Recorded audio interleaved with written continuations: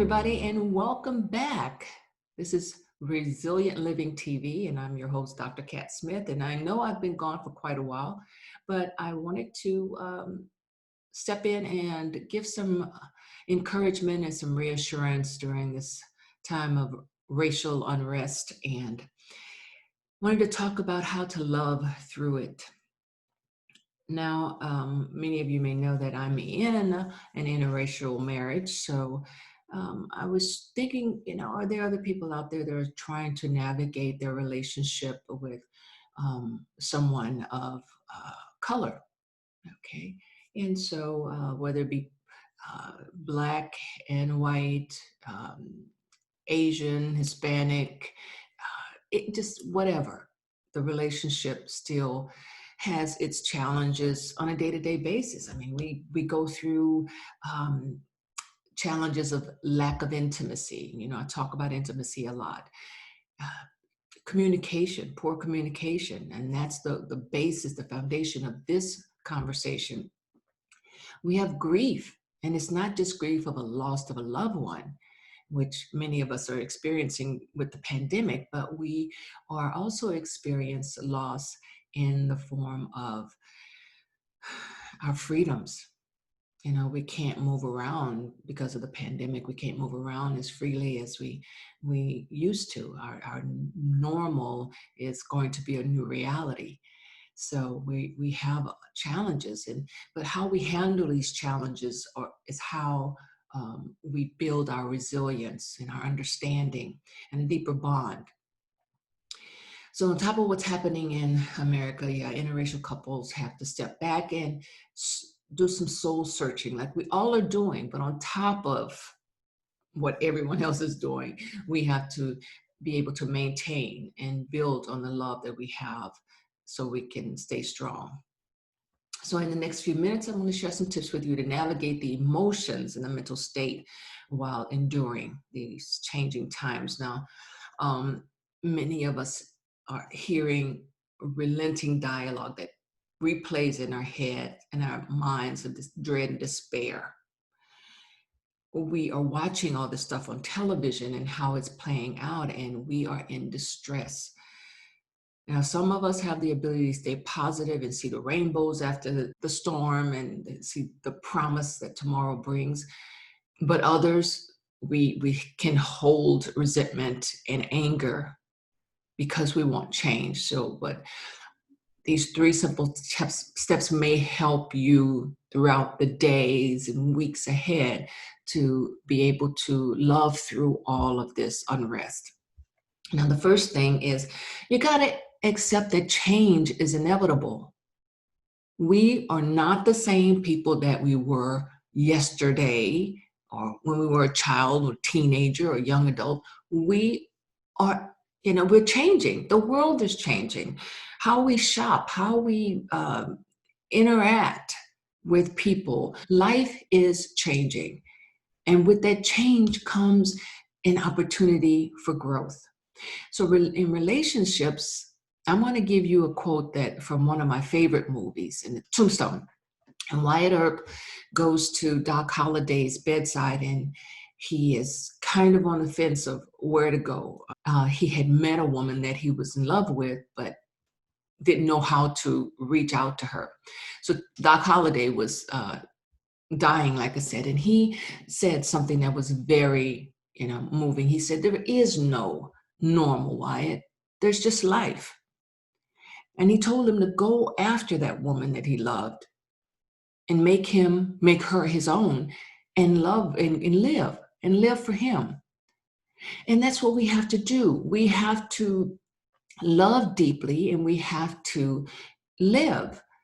So how do we move past all of this? How do we grab that love that we have and live? Because we can't choose who we love, but we can embrace the changes that we are experiencing and see the beauty and the opportunity for growth. If we can accept these thoughts, we can have peace about all of this. So that's the first step, is to understand that change is inevitable. And so when you embrace change and grab love and go and live, then you will be more at peace with all of this. The second one is to settle your mind. And what do I mean by that? Our emotions and mental state can get turned upside down during these times, especially when it hits you out of the blue. Now, we have been inundated. Okay, we've got the pandemic. Okay, so we got the financial unrest. We're worried about our jobs, how we're going to pay the mortgage, how we're going to eat. There's so many people can't buy food. There's just so much going on. And then we have this racial unrest that we're dealing with. So steering your focus to more pleasant and inspiring thoughts and activities instead of the ones that lead you down the gloomy pit of despair is key to you getting past all this. It's difficult because we were watching so much television, and what are they showing? Instead of them showing a lot of the peaceful activities that are going on, they show the stuff that's going to sensationalize and dramatize what's going on. So if we can move ourselves away from the television and look at something that's more inspiring, I found some things on YouTube where it's it talks about humanity and what we're all seeking in a lifetime. We want love. We want to be happy. We want understanding. We want acceptance. We want to enjoy our lives with our families, with who we love. We just want what everybody else wants, right? Everybody wants the same thing. We want to be able to make money to pay our bills. We want to live happy. We want to be able to eat and have shelter and love freely and move about and not have to worry about anything. If you could pull yourself away from watching the devastation so much on television and the dramatization of what's going on television, I'm not saying not stay informed, but just don't watch so much of it that it gets your mind in such a state that you're angry constantly or you're stressed out constantly. So if you can settle your mind, it'll give you some peace. Because the worry and the fear will bring misunderstanding. We've all been cooped up in our homes, and so we need to get clarity. So you can ask some questions of the person that you're in a relationship with. Like I said, I'm in an interracial relationship, and I asked my husband, how does he feel about what's going on? How did he feel when he saw the video of Mr. George's death? And how do you feel about what they're proposing with police? We talk about politics, and that is a very difficult conversation to have sometimes with politics because there's so many different views. But you have to be fair. You have to ask questions and give them space to share their feelings and their thoughts and see the perspective from another angle. Like I said, we all want the same thing.